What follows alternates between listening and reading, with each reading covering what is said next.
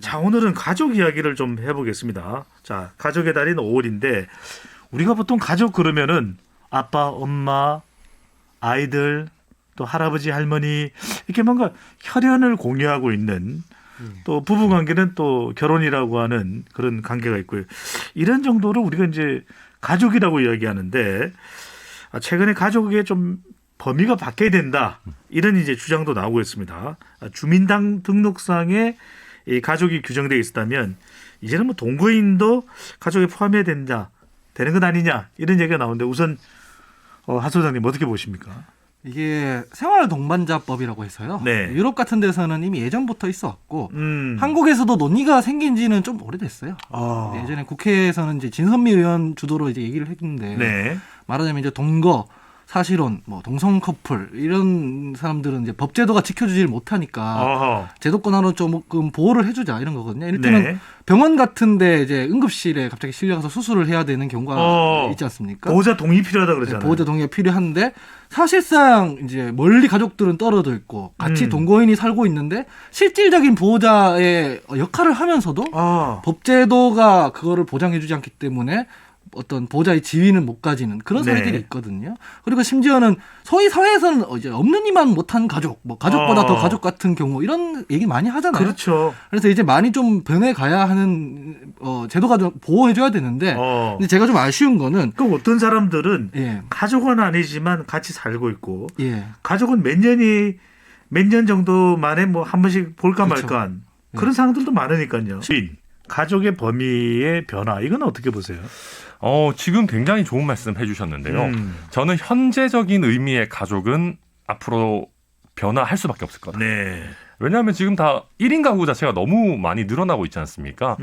그럼 이분들이 아까 방금 말씀하셨지만 건강상의 위기가 왔을 때 특히 노년에 믿고 의지할 수 있는 사람들이 필요해요. 네. 근데 그러면 지금의 1인 가구나 비혼 인구들에게 그런 사람이 필요하면 결혼해라 라고 할 수는 없는 거거든요. 단순히 동성애의 문제가 아니라도 동성 친구가 나의 보호자가 되었으면 좋겠다 하는 분들이 있고 아니면 어떤 그룹 홈처럼 한 4-5명이 결혼하는 관계는 아니지만 우리가 서로를 보듬고 살자라고 하면서 그런 서로가 서로에 대한 보호자 역할을 하는 경우들도 앞으로 굉장히 많이 늘어날 겁니다.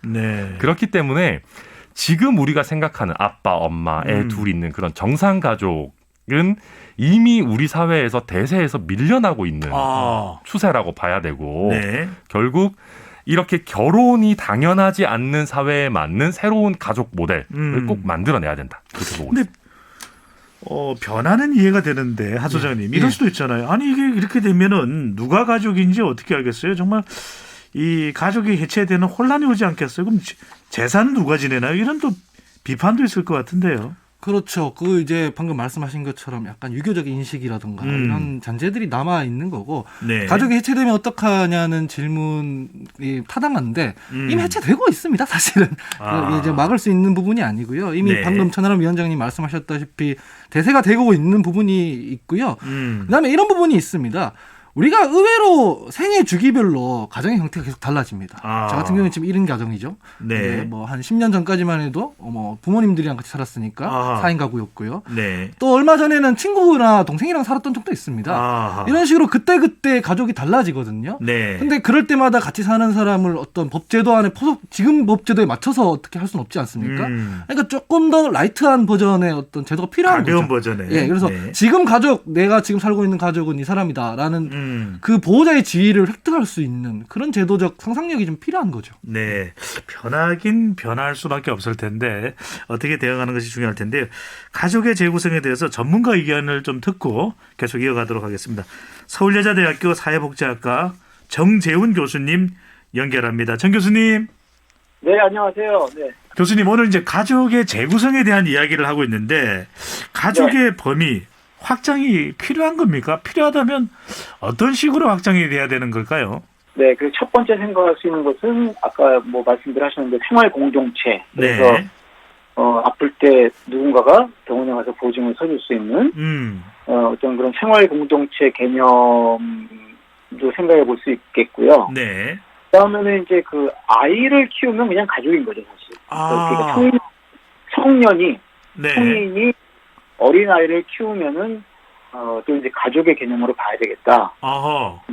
두 가지 형태로 생각해 볼 수 있을 것 같아요. 세대 간에는 네. 같은 세대 간에는 생활 공동체, 그 다음에 또 이제 세대 간에 서로 돌보고 키워주는 어떤 이제 공동체, 뭐 이렇게 볼 수 있겠죠. 아, 그렇군요. 생활 공동체, 육아 공동체라면 적어도 가족으로 봐야 되는 것 아니냐라는 또 이야기를 해주셨고요.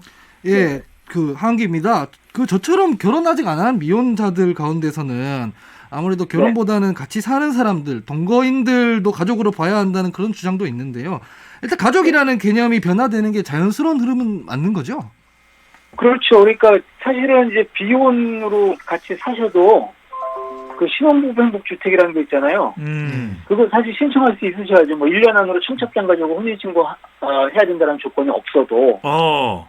네, 이런 식으로 좀 변해야 되겠죠. 그러니까 한마디로. 네. 그리고 이제 서유럽 국가들을 보면은 네. 우리나라 같은 상황이 한 3, 40년 전에 있다가 네. 지금 이런 이혼, 동거, 뭐 출산 이런 것들을 좀 그 인정하는 어떤 그런 그 변화를 했잖아요. 그러니까 우리도 그런 식으로 가지 않을까 싶어요. 네. 네. 교수님, 근데 그렇게 되면 좀 가족관계법 이런 것도 좀 정비가 필요할까요?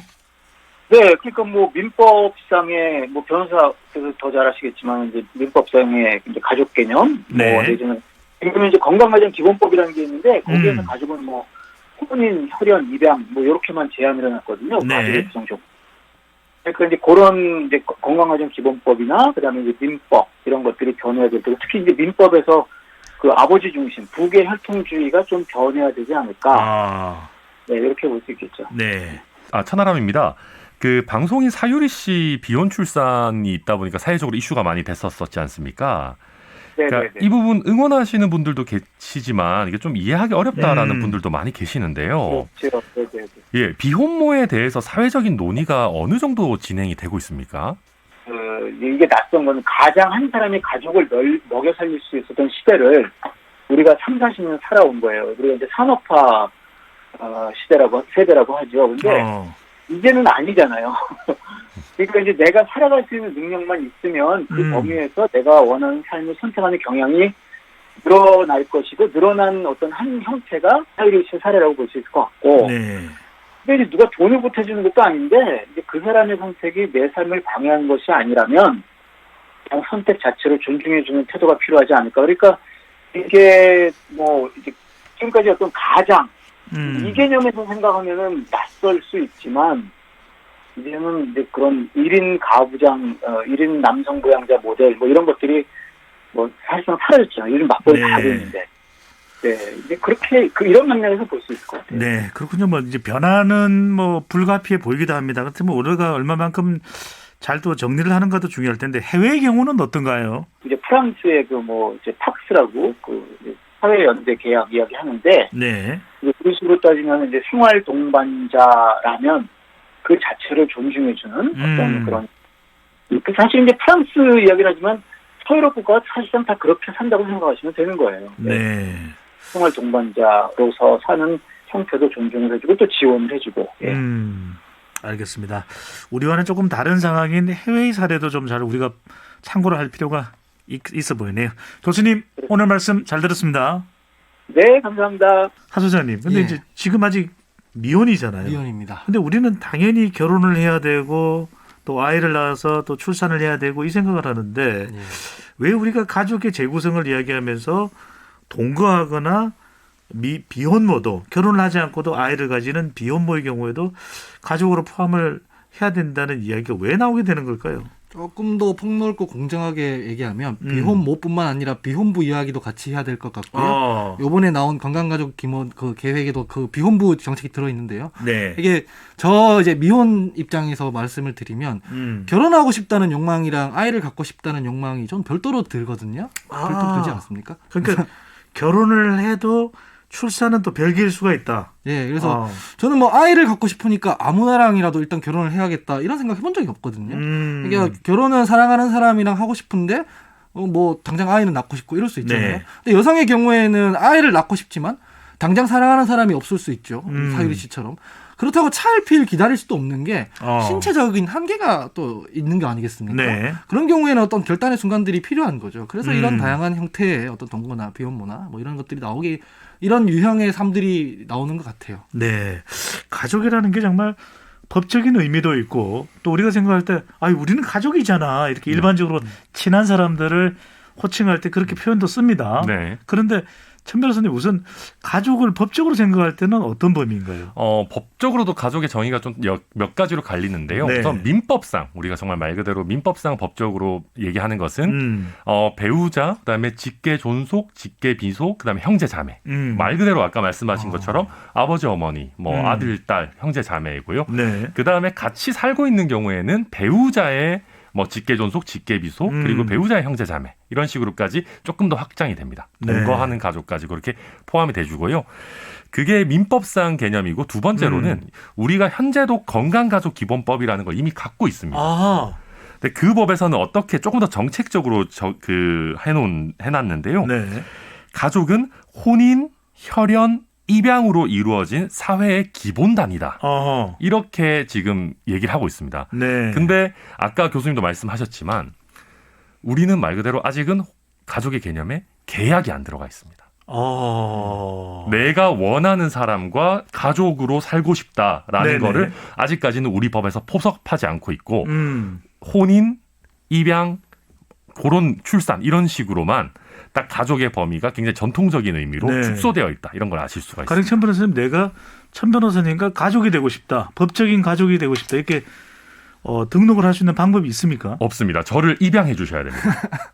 네, 그건 좀 사양할게요. 네. 그런데 하 소장님, 예. 이게 워낙 세상은 변하고 있지만 선뜻 받아들이기는 아직까지 우리는 뭐 서구 유럽이 아니니까 쉽지 않은데 법 제도적으로도 좀 정비가 필요하고 인식의 변화도 있어야 되지 않을까요? 제가 그래서 찾아왔는데요. 네.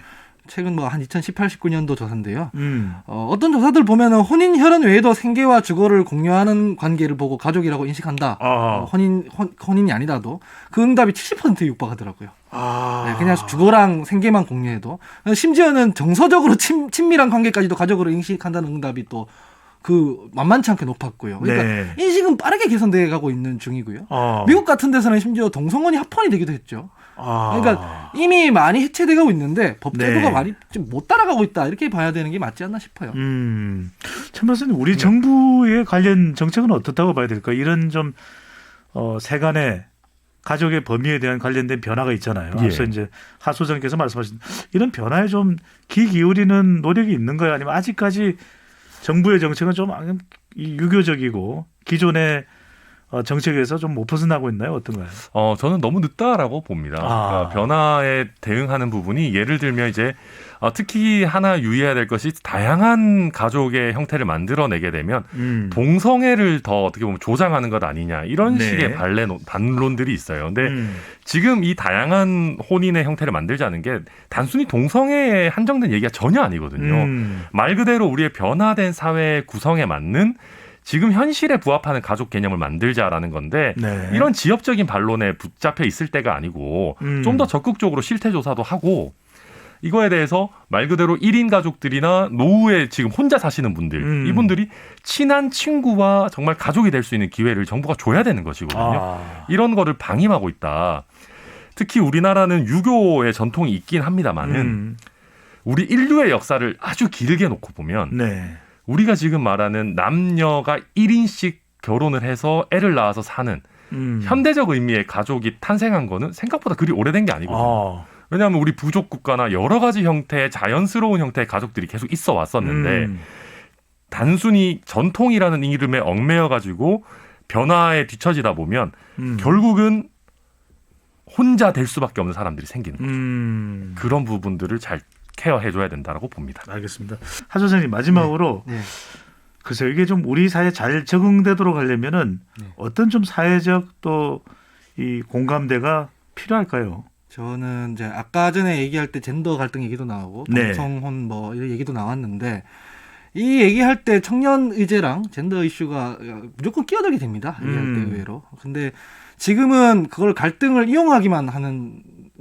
세력들이 있고 실제로 사람들이 있죠. 근데 네. 이제 이게 지금 경쟁하는 관계에서 민주당에는 매우 큰 리스크일 테지만 이거를 대의하는 사람이 천하람 위원장님 같은 저런 분이 대의를 해야 네.